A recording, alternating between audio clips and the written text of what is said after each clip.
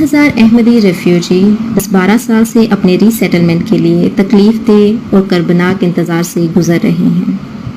اب تک 50 سے زائد لجنہ، خدام، انصار اور اطفال کی وفات ہو چکی ہے۔ نفسیاتی عوارض کے باعث خودکشی کا رجحان بھی دیکھنے میں آ رہا ہے اور لوگ اپنا ذہنی توازن تک کھو چکے ہیں۔ ایک طرف یہ کربناک صورتحال ہے اور دوسری طرف ربوہ، لندن، کینیڈا اور ملائیشیا کی درندہ صفت انسانیت سے آری ظالم و جابر دولت کے پجاری انتظامیہ ہے، جسے ان ریفیوجی کے دکھ کا بالکل بھی احساس نہیں۔ یہ سب مشترکہ ملی بھگت سے دولت کے نشے میں اس قدر اندھے ہو چکے ہیں کہ انصاف کے تقاضوں اور جماعت کی روایت کو بھی بھلا بیٹھے ہیں۔ احمدیوں کے حق پہ ڈاکہ ڈال کر انہوں نے غیر احمدیوں کو کینیڈا بھجوانے کا عمل کئی برسوں سے شروع کر رکھا ہے۔ اس سلسلہ میں بہت سے کیس سامنے آ رہے ہیں، جن میں سے ایک کیس عرفان حسین نامی شخص کا ہے، جس نے غیر احمدی لڑکی سے شادی کی۔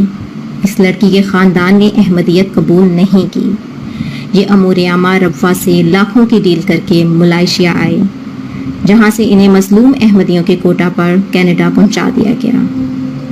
اس نے بیوی کی بھانجی کو بھی بلا لیا، جو کہ غیر احمدی ہیں، ان کے بھی کینیڈا پہنچنے کا انتظام کیا گیا۔ دوسرے کیس میں حلقہ چراس پریما میں ایک خاتون جو اپنے بچوں کے ساتھ رہائش پذیر ہیں، اس نے احمدی خاندان میں شادی کی۔ اس کے دیگر رشتہ دار غیر احمدی ہیں اور اس نے بھانجے کو، جو کہ احمدیت کے کافی مخالف بھی ہے، بلا لیا۔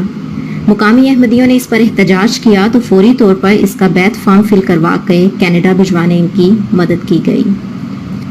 ایک اور کیس میں 4 بھائی، ان کی بیوی، بچے شامل ہیں۔ ربوہ امور عامہ سے ڈیل کر کے آئے۔ انہوں نے مرزا فیملی کی چونکہ خدمت کر رکھی تھی، اس لیے ان کی سفارش پر انہیں اسپانسر دے کر کینیڈا پہنچا دیا گیا۔ اب ایک بھائی نے سالے کو تیار کیا کہ وہ ملائیشیا آئے۔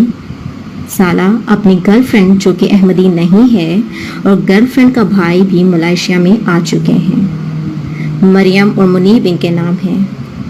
عہدیداروں نے انہیں ہر طرح کی سہولت دے رکھی ہے۔ ان کے آرام و آسائش، نوکری کی ذمہ داری لے رکھی ہے۔ اوپر جتنے بھی کیس بیان ہوئے ہیں، ان کے بارے میں مشہور کر رکھا تھا کہ یہ شہید کی فیملی سے ہیں، مگر جب تحقیق کی گئی تو علم ہوا کہ ان میں سے شہید کیا ہونے تھے، یہ تو احمدی بھی نہیں تھے۔ ان سب کو ربوہ سے امور عامہ سلیم الدین تبشیر اور اسلم داؤد کی ملی بھگت سے کینیڈا پہنچایا گیا۔ یوں مجبور بے بس احمدیوں کا، جن کے شہداء کی فیملیاں بھی ہیں، زخموں پر مزید نمک چھڑکا گیا۔ ان کے ساتھ ظلم و زیادتی کی گئی اور یہ سلسلہ 10-12 سال سے بھی زائد سے جاری ہے۔ ملائیشیا میں لاکھوں ڈالر سے خریدی گئی قبرستان کی زمین انتظامیہ کے مکروہ منصوبے کے تحت اب قبروں سے ہی بھرتی جا رہی ہے۔ لاکھوں ڈالر کا غبن الگ سے کر رہے ہیں اور انہیں روکنے والا کوئی نہیں۔ ان کے خلاف اٹھتی آوازوں کو دبایا جاتا ہے۔ آخر کب تک یہ ظلم کا بازار گرم رہے گا؟ ہے کوئی مخلص احمدی جو اس کا جواب دے؟